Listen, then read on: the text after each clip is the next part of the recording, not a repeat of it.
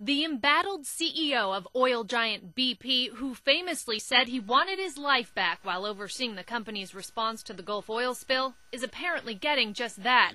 Tony Hayward will step down on October 1st. Hayward faced public and political anger over his handling of the spill. BP now combating the public relations disaster by putting an American face on the British company. Robert Dudley, a longtime BP employee, will take Hayward's place.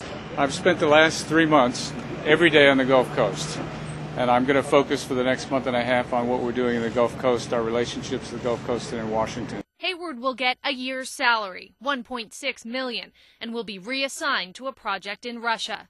Dudley, who grew up in Mississippi, has been in charge of day-to-day oil spill leadership since June.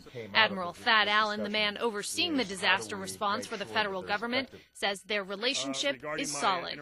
I talk to Bob Dudley when I need to, any hour of the day or night, and I've woken him up on several occasions for very significant items, and from time to time he's woken me up as well. It's a welcome change. But just changing faces and not changing corporate philosophies doesn't really get you anywhere. The people in the Gulf South want to know that BP is completely and totally committed to completely making it right.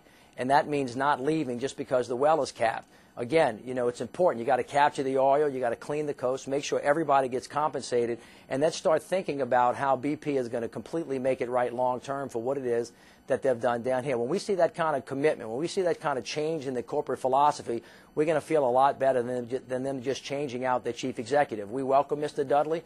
We look forward to a wonderful relationship with him. We hope that we have one, but we need to see more. We're not in a very trusting mood right now. We hope that that changes in the future. Well, there's no question we're going to learn a lot from this accident in the Gulf Coast. It's going to be about equipment, people, different companies, and as a result of that, we're going to learn a lot about BP and the industry, and I'm sure there will be changes. Along with the leadership change, BP also announced it took a $17.2 billion loss in the second quarter, providing the first snapshot on the company's financial performance since the oil spill began. In Washington, I'm Nicole Collins.